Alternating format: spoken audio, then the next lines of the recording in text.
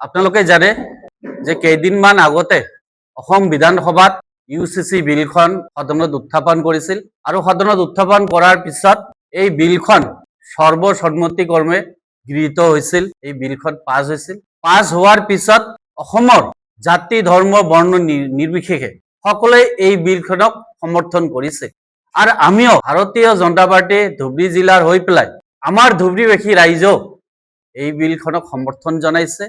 ৰাইজে ওলাই আহি পেলাই স্বতঃস্ফূৰ্তভাৱে এই বিলখনক সমৰ্থন কৰিছে।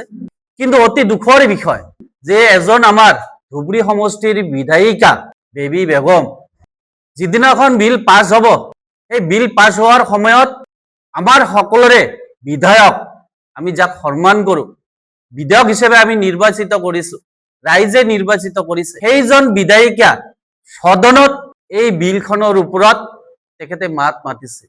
কি মাত মাতিছিল? তেখেতে এনেকুৱা এটা শব্দ ইউজ কৰিছিল, ধুবুৰীবাসী ৰাইজে লাজ পাইছে।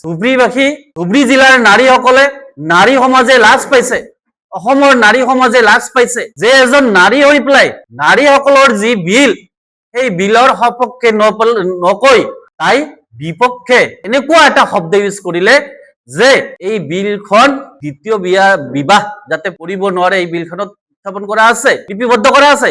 কিন্তু তাই কৈছে নহয়, এই বিলখনত দ্বিতীয় বিবাহ কৰিব পাৰে, তাৰ কাৰণে এই মাতটো মাতিছে। এই বিলখনত দ্বিতীয় বিবাহ কৰিব লাগে। আমি জানো যে নাৰীসকলক আমি শ্ৰদ্ধা কৰো। নাৰীসকলে যেতিয়া বিয়া কৰে এজন পুৰুষৰ লগত, সেই পুৰুষৰ লগত বিয়া কৰাৰ পিছত তেখেতৰ জীৱনটো সঙ্গী হিচাপে গোটেই জীৱনটো নিৰ্বাহ কৰে। হয়তো কেতিয়াবা সেই নাৰীজনৰ কিবা বেমাৰ আজাৰ হ'ব পাৰে।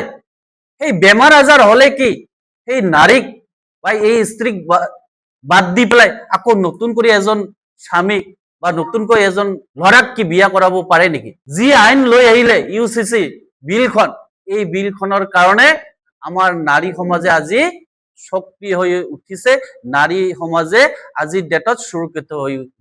নহলে আমি দেখা পাইছো বহুত স্বামীয়ে দুটা তিনিটা বিবাহ কৰে, বেমাৰ আজাৰ নহলেও বিবাহ কৰে, কিন্তু বিয়া কৰাৰ পিছত সেই স্ত্ৰীৰ কথা চিন্তা নকৰে সেই পুৰুষজনে। মোৰো তো তেনেকুৱা ভনী আছে, মোৰো মা আছে, কিন্তু সেইবোৰৰ কথা তেখেতসকলে চিন্তা নকৰে। মই আচৰিত হৈছো, হয়তো তাই নিজে ডবল বিয়া কৰিছে।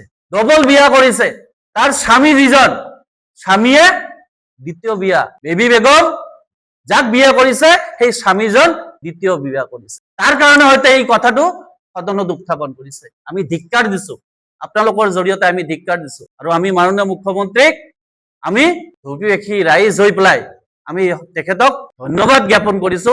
এনে ধৰণৰ আইন আৰু যাতে লৈ আহে, মানুহবিলাক যাতে সুৰক্ষিত হয়, তাৰ কাৰণে আমি মিডিয়াৰ জৰিয়তে আজি এই প্ৰেছ বাৰ্তা আমি আয়োজন কৰিছো। আৰু এই প্ৰেছ বাৰ্তাত আমাৰ মাজত উপস্থিত আছে আমাৰ এসময়ৰ গৌৰীপুৰ সমষ্টিৰ প্ৰাক্তন বিধায়ক তথা আমাৰ মেইনলি এই প্ৰেছ মিটখনৰ মেইন মুখ্য বক্তা হিসেবে গুৱাহাটীৰ পৰা তেখেতক ইয়ালৈ পঠাইছে।